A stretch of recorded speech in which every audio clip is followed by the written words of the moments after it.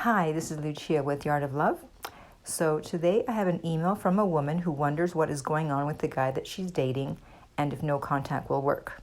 So I will read through it and provide my usual colorful commentary. So here we go. I had been dating this wonderful man 3 times. However, the time in between dates was very long, weeks sometimes. Texts not returned and phone calls not returned. So my first question to you is, why are you texting him? Why are you calling him? Why are you chasing him? As you can see, it doesn't work.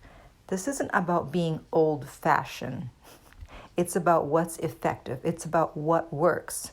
And chasing men rarely works. Now, if you ask men, oh, do you like it if a woman chases you?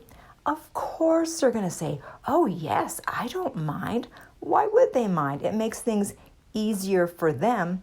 It doesn't mean they're going to be interested in you, though. It doesn't mean they're going to have a higher interest level just because you're chasing them.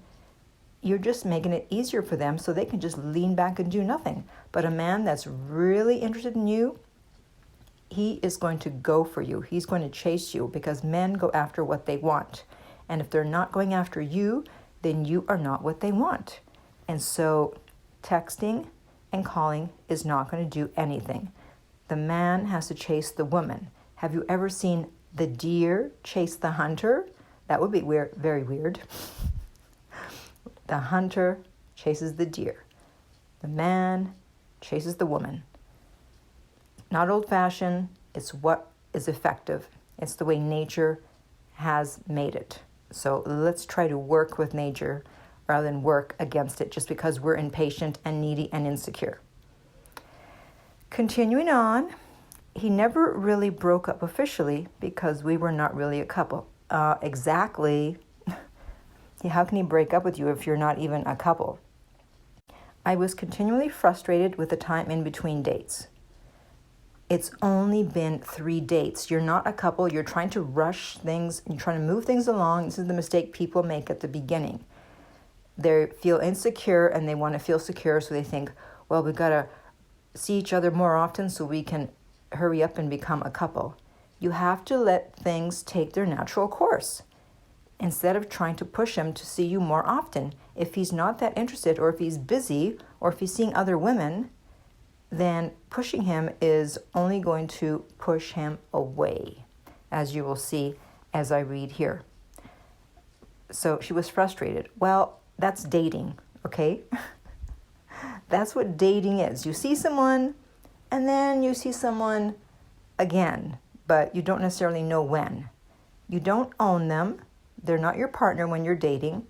And so if they don't want to see you right away, if they want to take a week to see you, if they want to take 2 weeks to see you, a month, then you should just take that as information about their interest level, as opposed to being frustrated just because you want to hurry up and be in a relationship. Remember, it takes 2 people who want to be in a relationship together, right? Not just one person wanting the relationship and the other person dragging them along or pushing them into something. So I got frustrated after not hearing from him. He ghosted me. Well, you say it's ghosting. Maybe he's just taking a long time to get back to you. Or maybe he's breadcrumbing you. Who knows?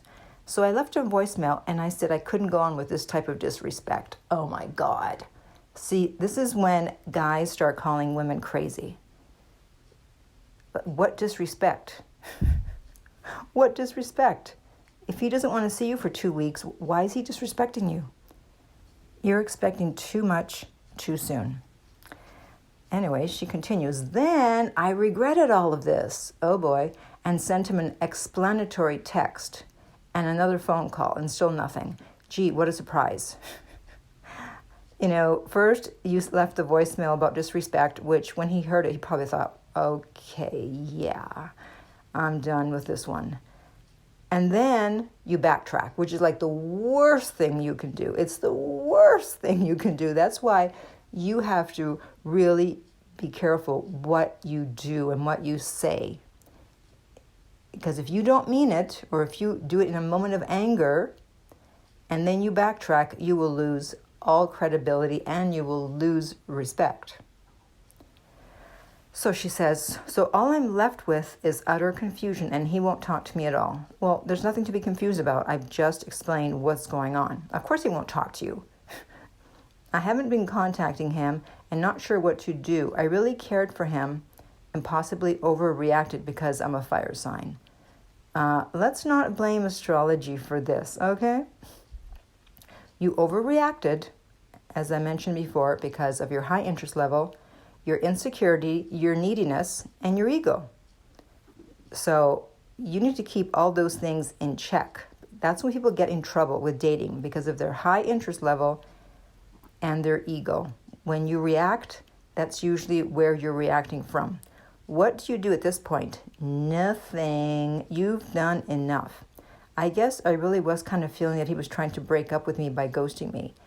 Again, he can't break up with you if you're not together. He's not breaking up with you because you were never together. I know he was out of town, but I know it's just so confusing. It's not confusing at all. It's very, very clear. You're trying to work against nature. You're chasing down a man who's not that interested to begin with or who's busy, and you yourself said he's out of town. So he's traveling, so that's probably one of the reasons why it's a long time between dates. And first you call him out for disrespect when he didn't disrespect you, and then you backtrack. And, she wonders if no contact will work. At this point, honestly, I would be very surprised if he wanted to see you again. Because when the writing is on the wall, when someone acts like this in the beginning, then an intelligent guy or girl is going to head for the hills or be like, no, get me out of here. I've seen the writing on the wall. And hopefully this was a lesson to you and to anyone listening. You need to let people go at their own pace. And if they're not that interested, what are you going to do? Trying to push them along is not going to get them to change their mind. If anything, it's going to push them away, like I said. So, if you would like to work with me personally, you can reach me at my website, theartoflove.net. If you're listening to this on iTunes, I would appreciate if you would rate and review the podcast. If you're listening on YouTube, thank you for subscribing. And finally, remember that love inspires, empowers, uplifts, and enlightens.